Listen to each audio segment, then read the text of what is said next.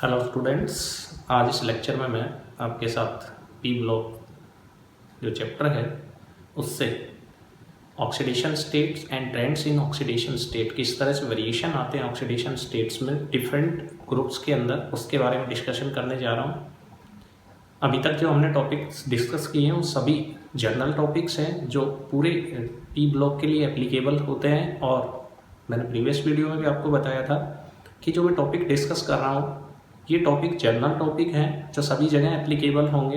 Different groups में जो elements हैं वो चेंज होंगे, ये जो पॉइंट ऑफ डिस्कशन है ये चेंज नहीं होंगे। इसलिए oxidation state and trends in oxidation state ये सभी ग्रुप्स के अंदर एक मोस्ट इंपॉर्टेंट टॉपिक है कि डिफरेंट टाइप के जो ग्रुप्स होते हैं उनकी ऑक्सीडेशन स्टेट हम किस तरह से डिसाइड करते हैं। हर ग्रुप के लिए ग्रुप ऑक्सीडेशन स्टेट होती है, दो पॉजिटिव ग्रुप ऑक्सीडेशन स्टेट और एक नेगेटिव ग्रुप ऑक्सीडेशन स्टेट होती है। इन तीन ऑक्सीडेशन स्टेट्स के अलावा group to group different oxidation states भी होती हैं जो एलिमेंट्स पर डिपेंड करती है, उस ग्रुप के अंदर कौन से एलिमेंट है और पर्टिकुलर एलिमेंट कौन कौन सी जो ऑक्सीडेशन स्टेट है उनको एग्जिबिट करेगा। किसी भी एलिमेंट की ऑक्सीडेशन स्टेट को हम अपने आप डिसाइड नहीं कर सकते कि किसी एलिमेंट की ऑक्सीडेशन स्टेट क्या होगी। इसके लिए कुछ पैरामीटर्स हैं, कुछ फैक्टर्स हैं जिनके ऊपर डिपेंड करती है किसी भी एलिमेंट की ऑक्सीडेशन स्टेट। उन पैरामीटर्स में जो सबसे इंपॉर्टेंट पैरामीटर है दैट इज एलिमेंट के स्टैंडर्ड रिडक्शन पोटेंशियल और हाइड्रेशन एंथैल्पी। ये दो मेन फैक्टर हैं जिनके ऊपर किसी एलिमेंट की ऑक्सीडेशन स्टेट डिपेंड करती है।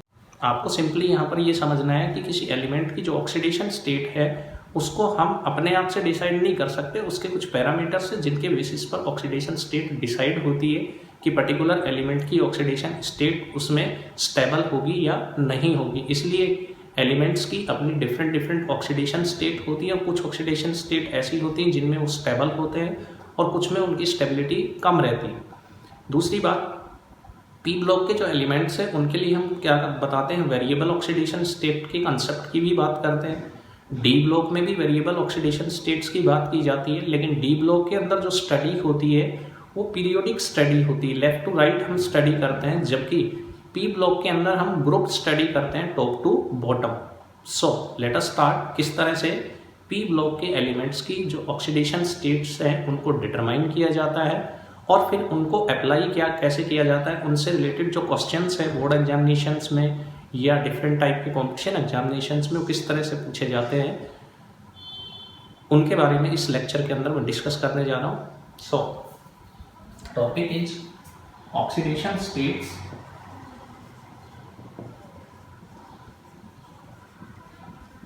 And trends in oxidation state.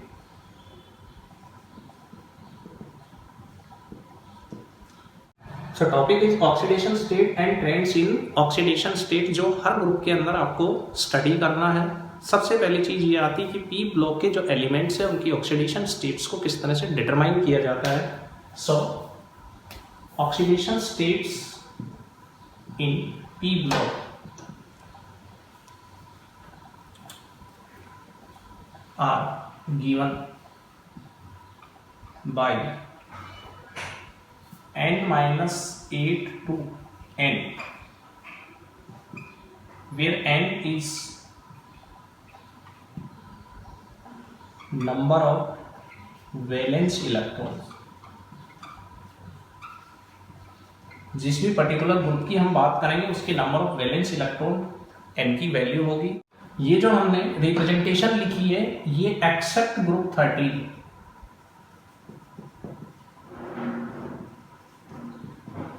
Applicable होता है, बाकी सभी ग्रुप्स पर 13 ग्रुप को छोड़ करके एप्लीकेबल है। तो 13 ग्रुप के लिए मैं सेपरेटली बात करूंगा। अब यहाँ पर बात करेंगे ग्रुप 14 से। ग्रुप 14 के लिए n की जो वैल्यू होगी वो कितनी होगी, 4 होगी वैलेंस इलेक्ट्रॉन्स। देयरफॉर जो ऑक्सीडेशन स्टेट्स है वो वेरी करेंगे कहां से, n की वैल्यू जब यहाँ पर 4 पुट करेंगे तो -4 टू +4, ये ग्रुप 14 की ऑक्सीडेशन स्टेट्स होंगी।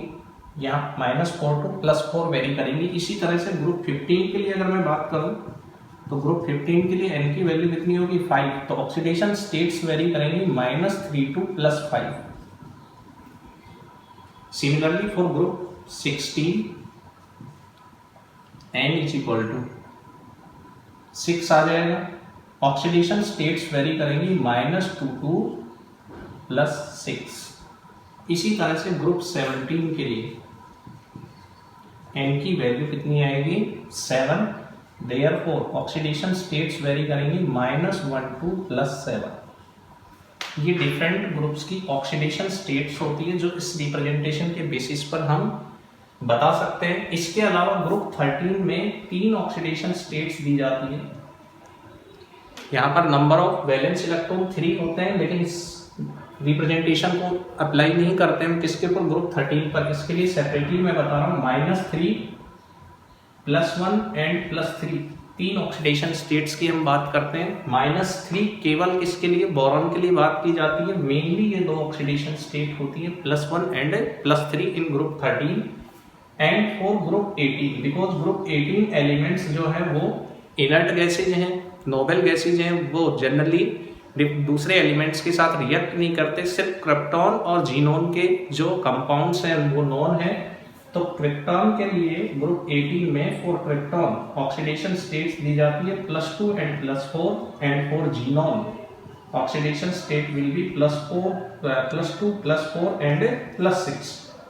ये ग्रुप 13 और 18 के लिए। बाकी ग्रुप्स में ये वेरी करेंगे इस तरह से, इस रिप्रेजेंटेशन के अकॉर्डिंग। अब हर ग्रुप की 2 पॉजिटिव ग्रुप ऑक्सीडेशन स्टेट होंगी और एक नेगेटिव ग्रुप ऑक्सीडेशन स्टेट होगी। इसके अलावा भी ऑक्सीडेशन स्टेट एग्जिस्ट करती है ग्रुप टू ग्रुप। जब आप स्टडी करेंगे बुक से तो आपको पता चलेगा कि डिफरेंट एलिमेंट्स की जो ऑक्सीडेशन स्टेट है वो किस तरह से वेरी करती है। अब हर ग्रुप के लिए 2 पॉजिटिव ग्रुप ऑक्सीडेशन स्टेट होती है और एक नेगेटिव ग्रुप ऑक्सीडेशन स्टेट होती है। और मैंने आपको पहले ही बता दिया कि किसी भी एलिमेंट की जो ऑक्सीडेशन स्टेट्स है उनको हम अपनी मर्जी से डिसाइड नहीं कर सकते। इसके लिए कुछ पैरामीटर्स होते हैं जिनके बेसिस पर ऑक्सीडेशन स्टेट डिसाइड होती है। तो जो डिफरेंट ऑक्सीडेशन स्टेट्स हैं उनके बारे में जब आप टेक्स्ट में अंदर पढ़ेंगे तब आपको पता चलेगा कि एलिमेंट्स में कुछ पर्टिकुलर ऑक्सीडेशन स्टेट स्टेबल होती है और कुछ में वही particular oxidation state same group के अंदर स्टेबल नहीं होती है। तो उसका टेक्स्ट में आपको आइडिया आ जाएगा। मैं जर्नल बात कर रहा हूँ कि किस तरह से एक जर्नल जो आइडिया है उसके बेसिस पर हम ग्रुप्स की ऑक्सीडेशन स्टेट्स को डिटरमाइन कर सकते हैं। अब मैं इनकी पॉजिटिव और नेगेटिव ग्रुप ऑक्सीडेशन स्टेट्स की बात कर रहा हूँ। पहले ले रहे हैं पॉजिटिव ग्रुप ऑक्सीडेशन स्टेट्स और इधर मैं ले रहा हूँ negative group oxidation state. Positive group oxidation state 2 होती हैं। एक होती है higher group oxidation state, this is equal to total number of valence electrons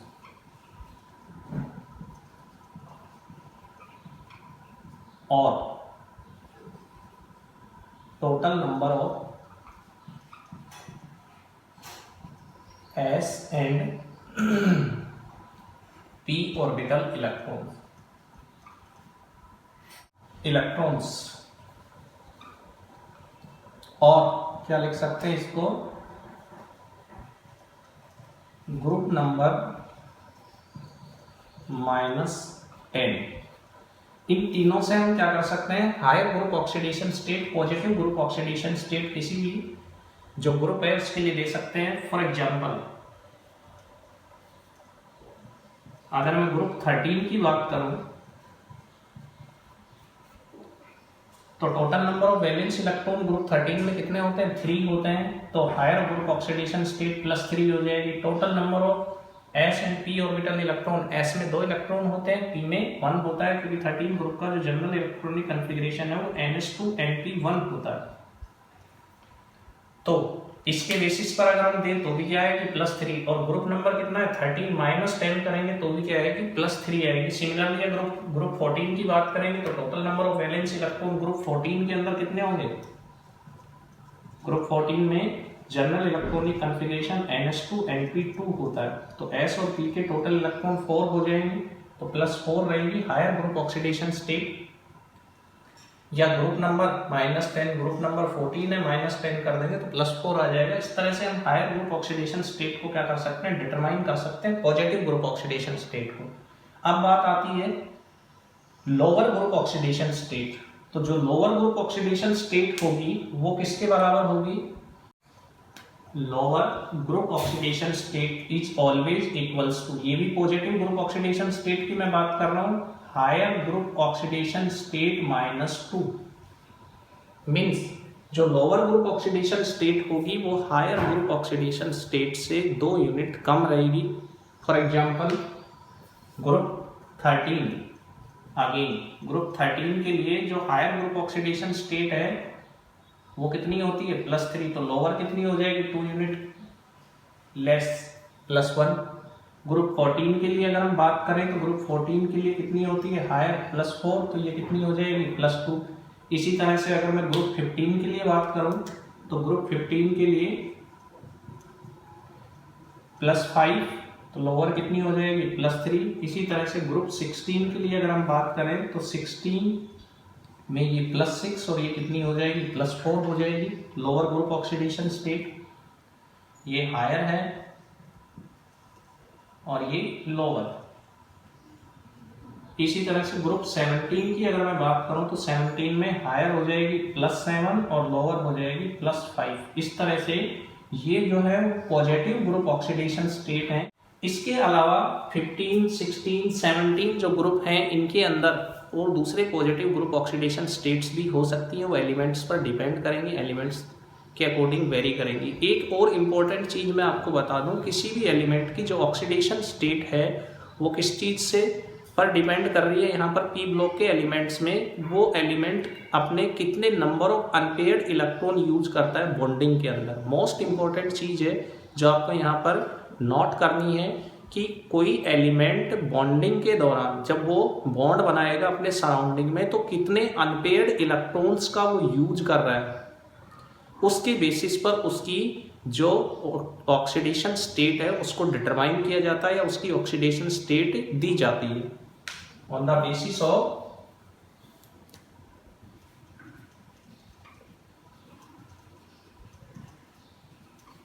number of unpaired electrons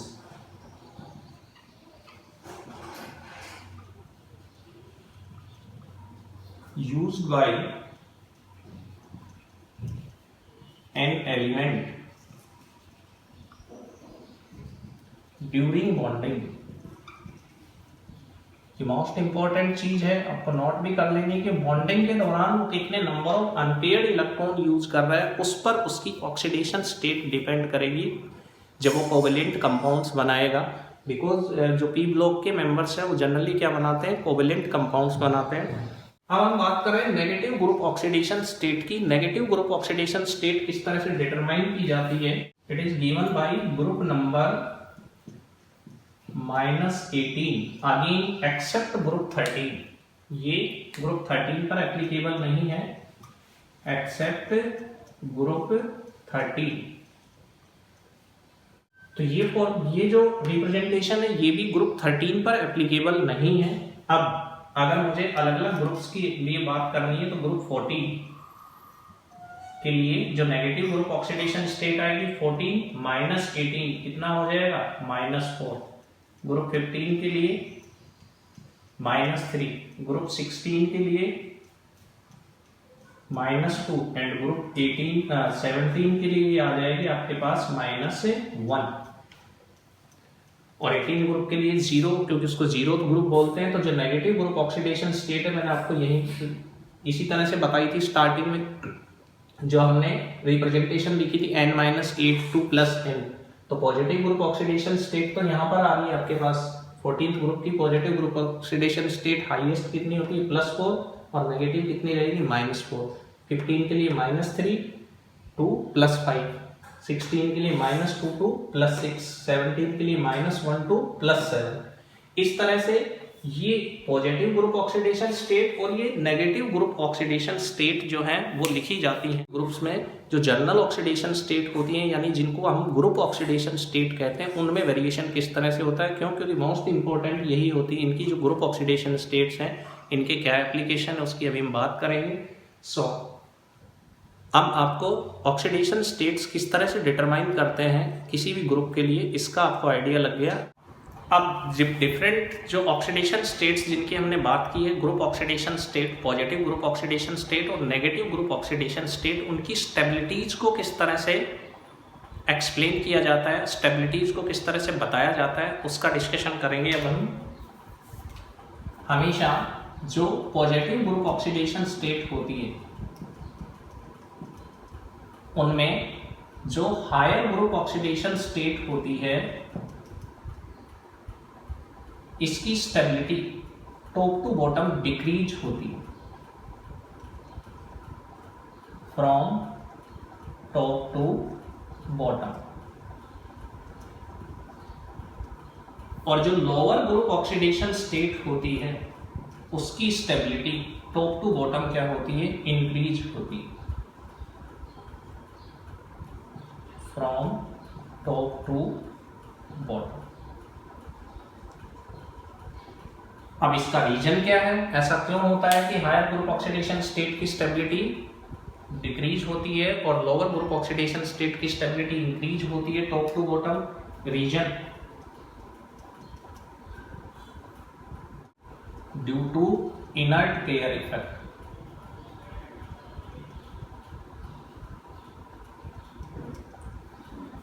previous videos में मैंने डिस्कस कर लिया आपके साथ इनर्ट पेयर इफेक्ट क्या होता है। Inert pair effect heavier elements के अंदर होता है। जनरली जो 6th पीरियड के एलिमेंट्स होते हैं, मींस जो पी ब्लॉक के लास्ट जो रो होती है जिसमें एलिमेंट प्रेजेंट होते हैं, लास्ट रो तो इसकी वैकेंट होती है, लेकिन जो एलिमेंट जहां तक प्रेजेंट है उस लास्ट रो की बात कर रहा हूं मैं 6th पीरियड की, उनके एलिमेंट्स पर जनरली इनर्ट पेयर इफेक्ट का बहुत ज़्यादा इफेक्ट रहता है। क्या होता है इनर्ट पेयर इफेक्ट? इनका जो जनरल इलेक्ट्रॉनिक कन्फिग्रेशन होता है वो NH2Np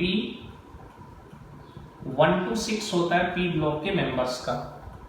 हैवियर एलिमेंट्स में ये जो s ऑर्बिटल के इलेक्ट्रॉन्स हैं इन पर न्यूक्लियस का जो अट्रैक्शन है वो ज़्यादा रहता है due to effect of lanthanum contraction, और we can say far falling effect और कॉन्सिक्वेंस ऑफ लेंथेनम कॉन्ट्रैक्शन। क्यों? क्योंकि 6th पीरियड से पहले पी ब्लॉक के 6th पीरियड से पहले जो डी ब्लॉक के एलिमेंट्स होते हैं उनके साइज पर किसका, लेंथेनम कॉन्ट्रैक्शन का, जो लेंथेनॉइड सीरीज के अंदर अराइज होता है, जिसमें लेफ्ट टू राइट चलने पर एफ ब्लॉक के जो एलिमेंट्स हैं उनका साइज डिक्रीज होता है लेंथेनॉइड सीरीज में। उसका इफेक्ट फिर उसके बाद में आने वाले डी ब्लॉक के एलिमेंट्स के साइज पर भी पड़ता है, मीन्स इनका साइज भी डिक्रीज होता है। और फिर उसी का इफेक्ट किसके ऊपर पड़ता है, जो पी ब्लॉक के 6th पीरियड के मेंबर्स हैं उनके साइज पर भी पड़ता है। मीन्स नटशेल में कहने का मतलब ये है कि जो पी ब्लॉक के मेंबर्स होते हैं उनके s ऑर्बिटल के इलेक्ट्रॉन्स न्यूक्लियस से स्ट्रांगली अट्रैक्टेड रहते हैं।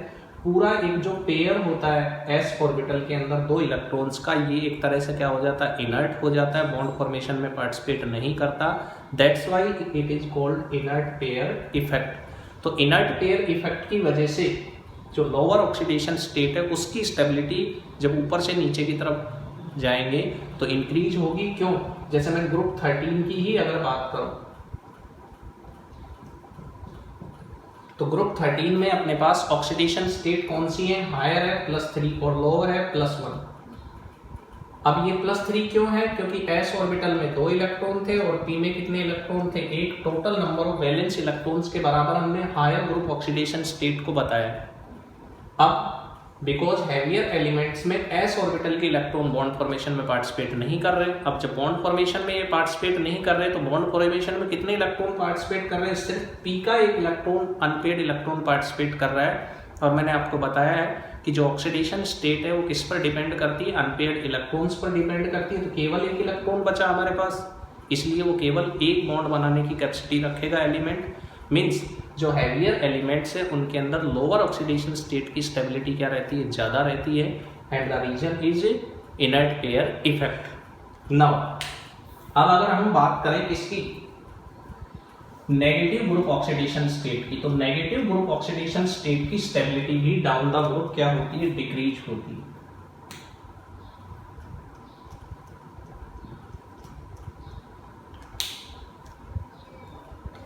Stability will decrease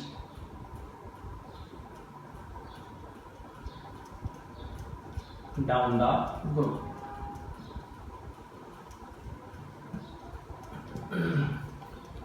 Reason number 1, increasing size.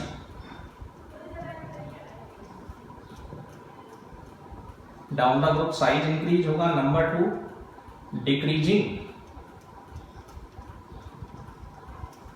Ionization enthalpy. और ये दोनों फैक्टर रीइंफोर्स करेंगे किसको? इंक्रीजिंग मेटालिक कैरेक्टर या metallic nature.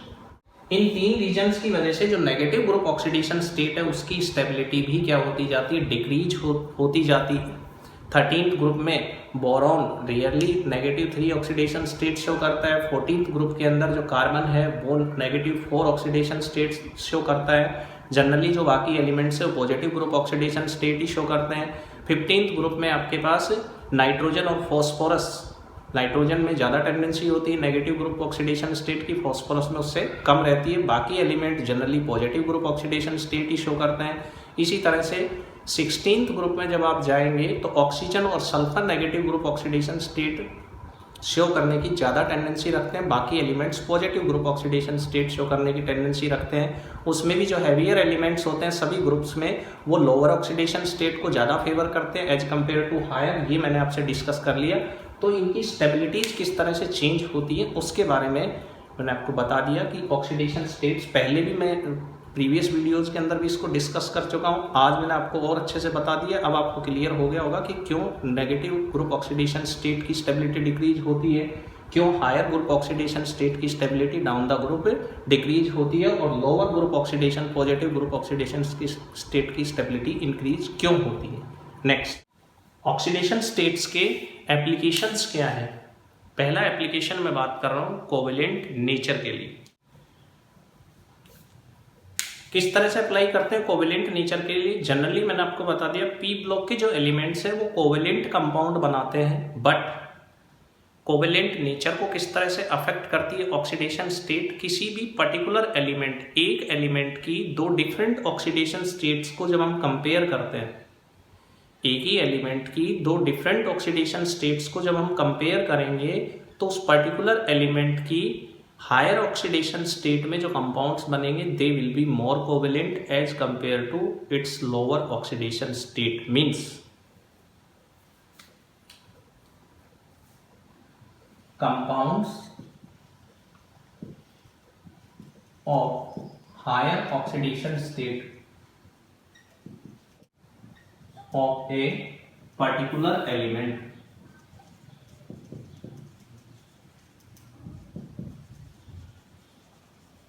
will be more covalent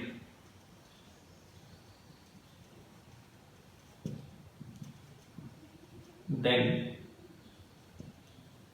its lower oxidation state. Higher oxidation state में जो कंपाउंड्स बनते हैं पर्टिकुलर एलिमेंट के वो क्या होंगे? ज्यादा कोवेलेंट होंगे as compare to its lower oxidation state. अब इसका रीजन क्या है? हायर ऑक्सीडेशन स्टेट और lower oxidation state. Higher oxidation state में मैं बात कर रहा हूँ पॉजिटिव ग्रुप ऑक्सीडेशन स्टेट की. किसी भी एलिमेंट के पॉजिटिव ग्रुप ऑक्सीडेशन स्टेट के एप्लीकेशन की बात कर रहे हैं यहाँ पर. नेगेटिव ग्रुप ऑक्सीडेशन स्टेट के एप्लीकेशंस की बात नहीं कर रहे. हायर ऑक्सीडेशन स्टेट में जब पॉजिटिव ऑक्सीडेशन स्टेट की हम बात कर रहे हैं इसका मतलब एलिमेंट पर चार्ज ज़्यादा होगा. चार्ज ज़्यादा होगा तो उसका जो कैटायनिक साइज है वो छोटा होगा. लोअर ऑक्सीडेशन स्टेट में एलिमेंट पर चार्ज कम होगा, मीन्स उसका कैटायनिक साइज क्या रहेगा? बड़ा रहेगा. जब कैटायनिक साइज छोटा होगा तो वो अपने पास वाले एनायन का पोलराइजेशन क्या करेगा? ज़्यादा करेगा. जबकि कैटायन का साइज अगर बड़ा होगा तो अपने पास वाले एनायन का पोलराइजेशन कम करेगा. और फाजान्स रूल हमने पढ़ा हुआ है. फाजान्स रूल ये कहता है कि जितना छोटा साइज होता है कैटायन का वो अपने पास वाले एनायन का पोलराइजेशन उतना ज़्यादा करेगा. पोलराइजेशन जितना ज़्यादा होगा कोवेलेंट करैक्टर उतने ज़्यादा होंगे. Means smaller size of cation is directly proportional to polarization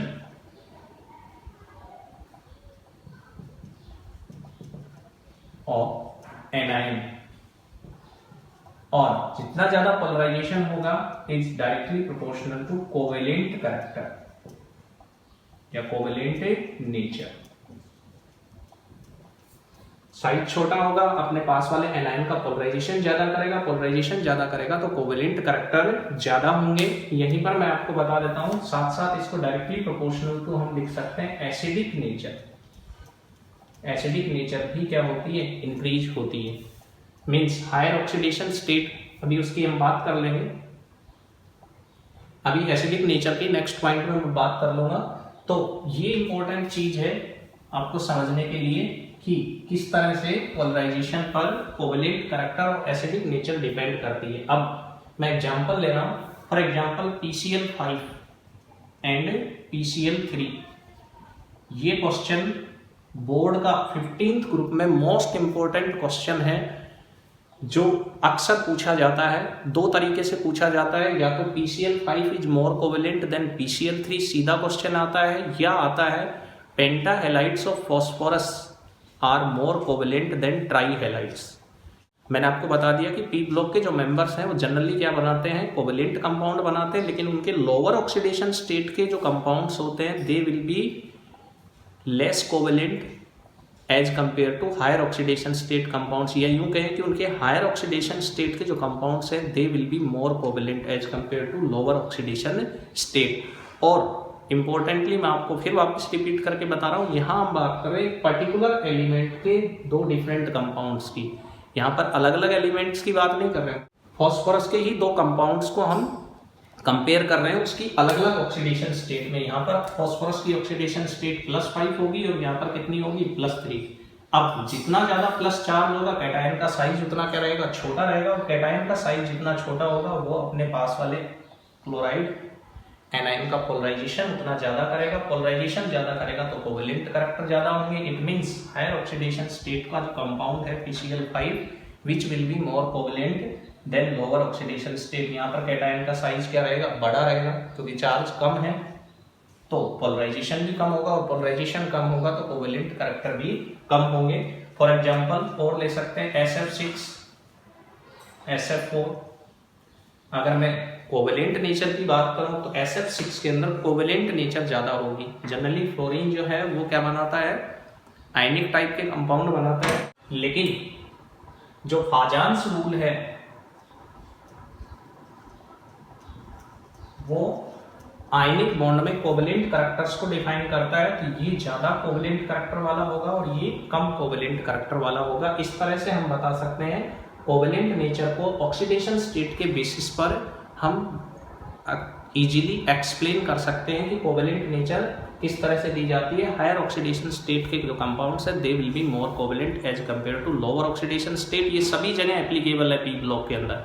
जहां पर भी आप पढ़ेंगे ऑक्सीडेशन स्टेट्स का या हैलाइड्स का टॉपिक पढ़ेंगे उसके अंदर हर जगह ये क्वेश्चन आएगा। तो ये मोस्ट इंपॉर्टेंट एप्लीकेशन है किसका, ऑक्सीडेशन स्टेट का। नेक्स्ट दूसरा जो इसका एप्लीकेशन है वो है acidic nature. In higher oxidation state compounds of an element will be more acidic in nature। Higher oxidation state के अंदर किसी एलिमेंट के जो कंपाउंड्स है वो क्या होंगे, मोर एसिडिक होंगे।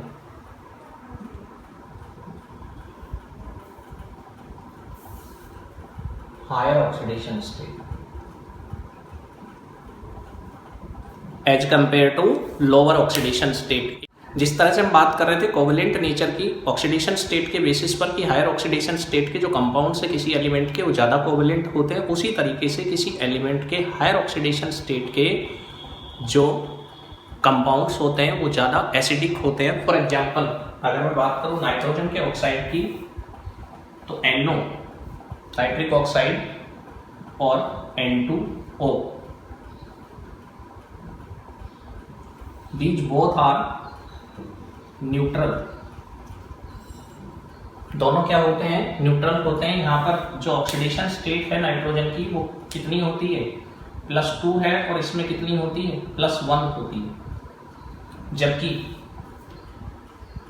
N2O3, N2O4 और N2O5 इन ऑक्साइड्स की अगर मैं बात करूं तो यहाँ पर नाइट्रोजन की जो ऑक्सीडेशन स्टेट है +3, यहाँ पर कितनी होती है, +4, और यहाँ पर कितनी होती है नाइट्रोजन की ऑक्सीडेशन स्टेट +5। ये जो है वो एसिडिक होते हैं। ये इंपॉर्टेंट टॉपिक है, आपके सिलेबस में है 15th ग्रुप में। जब नाइट्रोजन के ऑक्साइड्स की हम बात करेंगे तो नेचर की जो बात करते हैं, और एक मोस्ट इंपॉर्टेंट क्वेश्चन है बोर्ड एग्जामिनेशन के हिसाब से भी और कॉम्पिटिशन एग्जामिनेशन के हिसाब से भी, nature of these oxides. Lower oxidation state में ये कैसे है, न्यूट्रल है, लेकिन हायर ऑक्सीडेशन स्टेट, जैसे जैसे ऑक्सीडेशन स्टेट बढ़ती जा रही है वैसे वैसे एसिडिक नेचर बढ़ती जा रही है। मोस्ट एसिडिक कौन है, N2O5 सबसे ज़्यादा क्या होगा, एसिडिक होगा। इसी तरह से हम सल्फर के ऑक्साइड्स को अगर कंपेयर करें तो SO2 और SO3 में SO3 ज़्यादा एसिडिक होगा। क्यों, क्योंकि यहाँ पर सल्फर +4 और यहाँ पर सल्फर +6 है। हायर ऑक्सीडेशन स्टेट में ज़्यादा एसिडिक माना जाएगा। रीजन अगेन सेम, जो स्मॉलर साइज कैटायन, +6 में कैटायन का साइज छोटा होगा, +5 में कैटायन का साइज क्या होगा, छोटा होगा। Smaller size cation will more polarize its nearby anion, और जैसे जैसे पोलराइजेशन बढ़ेगा वैसे वैसे मैंने आपको बताया कोवेलेंट करैक्टर भी बढ़ेंगे और एसिडिक करैक्टर भी बढ़ते हैं। इंपॉर्टेंटली आपको ये याद रखना है। एक और इंपॉर्टेंट क्वेश्चन है क्लोरीन के केस में, HClO, HClO2, HClO3, HClO4, जो क्लोरीन के ऑक्सो एसिड्स होते हैं, इनमें जो एसिडिक नेचर का ऑर्डर होता है वो इस तरह से होता है, इंक्रीजिंग ऑर्डर।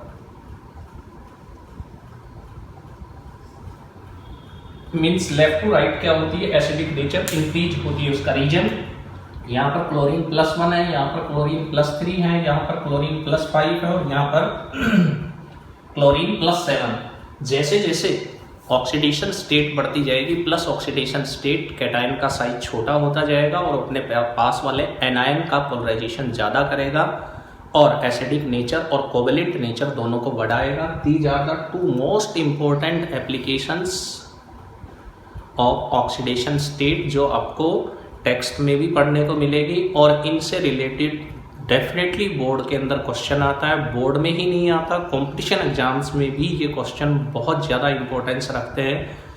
होप सो अब आपको क्लियर हो गया होगा कि ऑक्सीडेशन स्टेट के बेसिस पर हम कोवेलेंट नेचर को या फिर हम एसिडिक नेचर को किस तरह से डिफाइन कर सकते हैं। तीसरा इसका जो एप्लीकेशन, नेक्स्ट जो थर्ड एप्लीकेशन है वो है oxidizing and reducing behavior of elements in their different oxidation states। Different oxidation states के अंदर जो एलिमेंट्स हैं उनका ऑक्सीडाइजिंग और रिड्यूसिंग बिहेवियर जो है वो किस तरह से ऑक्सीडेशन स्टेट के बेसिस पर एक्सप्लेन किया जाता है। देखिए, ग्रुप 13 के अंदर हम बात कर रहे हैं, मैं स्टार्ट कर रहा हूँ गैलियम से, गैलियम, इंडियम और थेलियम। ग्रुप 14 में जर्मेनियम, टिन और लेड। ग्रुप 16 के अंदर हम 15 में हम बात कर रहे हैं आर्सेनिक, एंटीमनी और बिस्मिथ। 16 में हम बात कर रहे हैं सेलेनियम, टेलुरियम और पोलोनियम। जब हम ऊपर से नीचे की तरफ आएंगे तो जो लोअर ग्रुप ऑक्सीडेशन स्टेट है, यहां पर +1 ऑक्सीडेशन स्टेट की स्टेबिलिटी क्या होगी, इंक्रीज होगी, और नीचे से ऊपर की तरफ +3 की स्टेबिलिटी इंक्रीज होगी। इसमें ऊपर से नीचे आएंगे तो +2 ऑक्सीडेशन स्टेट की स्टेबिलिटी इंक्रीज होगी, और नीचे से ऊपर की तरफ जाएंगे तो +4 ऑक्सीडेशन स्टेट की स्टेबिलिटी क्या होगी, इंक्रीज होगी। मींस जो हायर ऑक्सीडेशन स्टेट है वो नीचे की तरफ लेस स्टेबल होगी, और जो लोअर ऑक्सीडेशन स्टेट है वो नीचे की तरफ ज्यादा स्टेबल होगी और वाइस वर्सा जो लोअर ऑक्सीडेशन स्टेट है वो ऊपर की तरफ कम स्टेबल होगी। इसी तरह से यहाँ पर जब हम जाएंगे तो +3 की स्टेबिलिटी इंक्रीज होगी और इधर से इधर चलेंगे तो +5 की स्टेबिलिटी इंक्रीज होगी। इसमें 16 ग्रुप में +4 की स्टेबिलिटी ऊपर से नीचे की तरफ इंक्रीज होगी और नीचे से ऊपर की तरफ +6 की। ये ग्रुप 13 है, ये ग्रुप 14 है, ये ग्रुप 15 है और ये ग्रुप 16। अब ऑक्सीडाइजिंग और रिड्यूसिंग नेचर इसमें कहां से आ गई? अगर मैं गैलियम की बात करूं कि गैलियम अपनी +1 ऑक्सीडेशन स्टेट के अंदर प्रेजेंट है, बिकॉज अभी जो प्रेजेंट है गैलियम वो किसमें +1 ऑक्सीडेशन स्टेट में, लेकिन इसकी ज्यादा स्टेबल ऑक्सीडेशन स्टेट कौन सी है? +3। मींस इसकी टेंडेंसी रहेगी कि ये तुरंत Ga+3 में कन्वर्ट हो जाए by using 2 electrons. 2 electron use करके +1 से किसमें चला जाएगा? +3 में, less stable to more stable. क्या हुआ? There is loss of electron. Loss of electron क्या होता है? ऑक्सीडेशन। मींस जो लाइटर मेंबर्स होते हैं, ऊपर वाले जो मेंबर्स होते हैं वो अपनी लोअर ऑक्सीडेशन स्टेट के अंदर अच्छे रिड्यूसिंग एजेंट होते हैं। Lighter members are good reducing agent.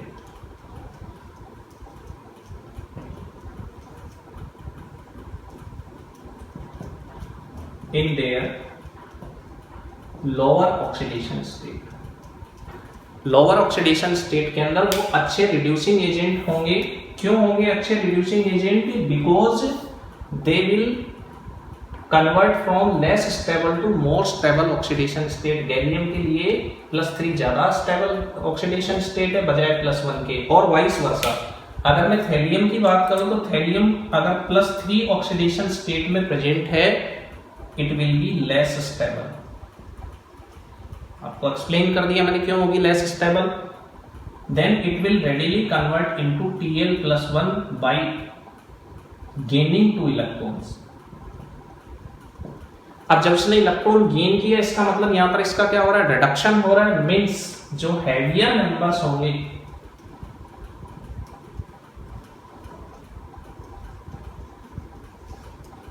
heavier members are good oxidizing agent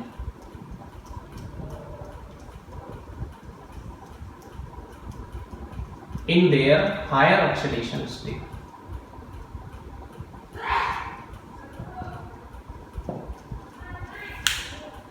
ये अपनी हायर ऑक्सीडेशन स्टेट के अंदर अच्छे ऑक्सीडाइजिंग एजेंट होंगे। कौन? Heavier members like thallium. Similarly lead अगर +4 में प्रेजेंट होगा तो वो तुरंत किसमें कन्वर्ट होना चाहेगा? +2 के अंदर। Means Pb+4 is a good oxidising agent. इसके एप्लीकेशंस क्या है? जैसे मान लिया आपको PbO2 दे दिया कि PbO2 is a good oxidising agent. Reason बताइए, तो रीजन क्या है इसका? PbO2 के अंदर Pb किसमें प्रेजेंट होगा? PbO2 Pb+4 के अंदर प्रेजेंट होगा, PbO2 में +4 में, तुरंत किसमें जाना चाहेगा? ये Pb+2। सिमिलरली टिन है, टिन SNO की फॉर्म में है, +2 ऑक्सीडेशन स्टेट में, बट इसकी +2 की बजाय +4 ऑक्सीडेशन स्टेट ज्यादा स्टेबल होगी, तो ये किसमें कन्वर्ट होना चाहेगा? SnO2 में कन्वर्ट होना चाहेगा +4 में। तो जो हैवियर मेंबर्स हैं, तो पर्टिकुलरली मैं 6th पीरियड के एलिमेंट्स की बात कर रहा हूँ। जो 6th पीरियड के एलिमेंट्स हैं वो अपनी हायर ऑक्सीडेशन स्टेट के अंदर अच्छे ऑक्सीडाइजिंग एजेंट होते हैं। क्यों? क्योंकि उनकी हायर ऑक्सीडेशन स्टेट की स्टेबिलिटी कम रहती है, जबकि लोअर ऑक्सीडेशन स्टेट की स्टेबिलिटी ज़्यादा रहती है। तो वो लेस स्टेबल ऑक्सीडेशन स्टेट से हमेशा मोर स्टेबल ऑक्सीडेशन स्टेट की तरफ कन्वर्ट होंगे। सिमिलरली जो लाइटर मेंबर्स होते हैं, ऊपर वाले जो मेंबर्स होते हैं, वो अपनी लोअर ऑक्सीडेशन स्टेट में अच्छे रिड्यूसिंग एजेंट होंगे। क्यों? क्योंकि उनकी जो लोअर ऑक्सीडेशन स्टेट होती है वो कम स्टेबल होती है, वो तुरंत इलेक्ट्रॉन लूज करके हायर ऑक्सीडेशन स्टेट को गेन करना चाहेंगे। इलेक्ट्रॉन लूज करेंगे तो उनका खुद का क्या होगा? Oxidation. Therefore they will be good reducing agent in their lower oxidation state. इस तरीके से हम ऑक्सीडाइजिंग और रिड्यूसिंग बिहेवियर को ऑक्सीडेशन स्टेट के बेसिस पर क्या कर सकते हैं, हम एक्सप्लेन कर सकते हैं। बाकी ग्रुप्स के लिए भी हम इसी तरीके से इनको एक्सप्लेन कर सकते हैं, like for bismuth and polonium, और इन बाकी के लिए भी मैंने आपको स्टेबिलिटीज बता दी किस तरह से चेंज होंगी। Next fourth, disproportionation. Disproportionation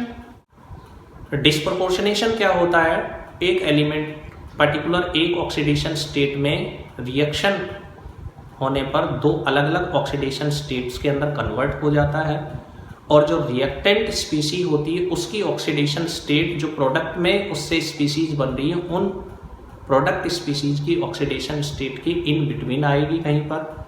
means यहाँ पर एप्लीकेशन क्या है ऑक्सीडेशन स्टेट का, कि जो एलिमेंट्स है उनकी इंटरमीडिएट जो ऑक्सीडेशन स्टेट्स होती है, इंटरमीडिएट ऑक्सीडेशन स्टेट रेंज मैंने आपको बताई है हर ग्रुप के लिए। जैसे 15 ग्रुप के लिए हम बात करें तो -3 से +5 की रेंज है। तो इसके बीच की जो ऑक्सीडेशन स्टेट्स होती है एलिमेंट्स की, दे कैन डिस्प्रोपोर्शनेट, वो आसानी से क्या हो सकती हैं, डिस्प्रोपोर्शनेट हो सकती हैं। फॉर एग्जाम्पल, मैं आपको एग्जाम्पल से समझा रहा हूँ, H3PO3 can form H3PO4 plus PH3। Balancing अभी हम कर लेंगे, पहले मैं बात कर रहा हूँ ऑक्सीडेशन स्टेट की। यहाँ पर फॉस्फोरस जो है वो अपनी +3 ऑक्सीडेशन स्टेट में है, यहाँ पर फॉस्फोरस अपनी +5 ऑक्सीडेशन स्टेट में, और यहाँ पर जो फॉस्फोरस प्रेजेंट है वो -3 ऑक्सीडेशन स्टेट में है। तो डिस्प्रोपोर्शनेशन रिएक्शन यही होती है कि जब कोई एलिमेंट अपनी एक ऑक्सीडेशन स्टेट को प्रोडक्ट स्पीशीज में दो ऑक्सीडेशन स्टेट्स में क्या कर देता है, डिवाइड कर देता है, और रिएक्टेंट जो स्पीसी है उसकी ऑक्सीडेशन स्टेट जो प्रोडक्ट स्पीसीज है उनके कहीं इंटरमीडिएट ऑक्सीडेशन स्टेट यानी इनके बीच में आएगी। तो यहाँ पर जो एप्लीकेशन है वो क्या है, एप्लीकेशन है ये है कि जो इंटरमीडिएट 15th ग्रुप की यही ऑक्सीडेशन स्टेट होती है -3 to +5। अब इनके बीच में जो भी ऑक्सीडेशन स्टेट आएंगी दे कैन इजीली डिस्प्रोपोर्शनेट, वो क्या हो सकती है, इजीली डिस्प्रोपोर्शनेट हो सकती है, लाइक +3 या +4। नाइट्रस एसिड का एग्जांपल है HNO2 डिस्प्रोपोर्शनेट होकर के क्या बनाएगा, HNO3 बनाएगा, प्लस साथ में H2O बनाएगा, प्लस NO बनाएगा। नाइट्रस एसिड यहाँ पर जो नाइट्रोजन की ऑक्सीडेशन स्टेट है +3, यहाँ पर नाइट्रोजन की ऑक्सीडेशन स्टेट +5 है, और यहाँ पर नाइट्रोजन की ऑक्सीडेशन स्टेट +2। अब नाइट्रोजन अपनी +3 ऑक्सीडेशन स्टेट से दो स्पीसीज बना रहा है +2 और +5 की। तो जो +3 है वो +2 और +5 की इंटरमीडिएट ऑक्सीडेशन स्टेट इन दोनों के बीच में आ रही है। इस तरह से जो इंटरमीडिएट ऑक्सीडेशन स्टेट्स हैं एलिमेंट्स की, they can easily disproportionate into their higher and lower oxidation states. Balancing के लिए अब यहाँ इसको अगर बैलेंस करते हैं तो यहाँ पर 4 और यहाँ पर 3 ले लेंगे और यहाँ पर 2 ले लेंगे, तो ये रिएक्शंस क्या हो जाएंगे, बैलेंस हो जाएंगे। इस तरह से आप जो ऑक्सीडेशन स्टेट्स हैं उनकी एप्लीकेशंस इजीली स्टडी कर सकते हैं। ये जो टॉपिक है ये मोस्ट इंपॉर्टेंट टॉपिक है, डेफिनेटली इसमें बोर्ड में क्वेश्चन आते हैं, डेफिनेटली इसके अंदर कंपटीशन एग्जाम्स में क्वेश्चन आते हैं, और सभी ग्रुप्स के अंदर आपको ये टॉपिक पढ़ने को मिलेगा। तो ये टॉपिक सभी ग्रुप्स के अंदर प्रेजेंट है, आपको स्टडी करने को मिलेगा। इसी नाम से oxidation states and trends in oxidation state, और यही सारी चीज़ें वहाँ पर डिस्कस की जाती हैं।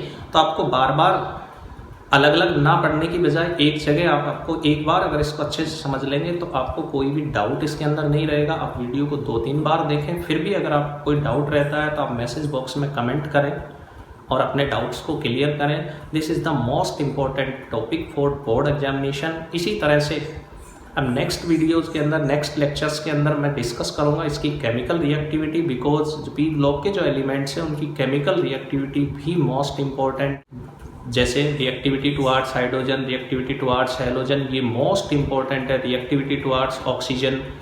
ये बहुत अच्छे अच्छे टॉपिक्स हैं जिनके अंदर आपको मैं कंपटीशन लेवल में किस तरह से क्वेश्चंस पूछे जाते हैं, बोर्ड में किस तरह से क्वेश्चंस पूछे जाते हैं, किस तरह से मॉलिक्यूल्स की शेप डिटरमाइन करेंगे, किस तरह से मेल्टिंग बॉइलिंग पॉइंट के ऑर्डर, एसिडिक नेचर के ऑर्डर, बॉन्ड डिसोसिएशन एंथैल्पी के ऑर्डर, इनके बारे में अब नेक्स्ट वीडियोज़ के अंदर डिस्कस करेंगे, क्योंकि ये भी जर्नल टॉपिक्स हैं जो सभी ग्रुप्स के अंदर आपको काम आएंगे।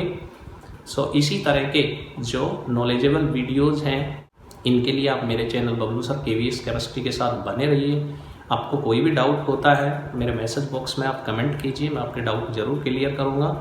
और अगर आपको टेक्स्ट या लेक्चर अच्छा लगता है तो आप अभी मेरे चैनल को सब्सक्राइब कीजिए, Bablu sir KVS chemistry. Thank you, आज के लिए इतना ही।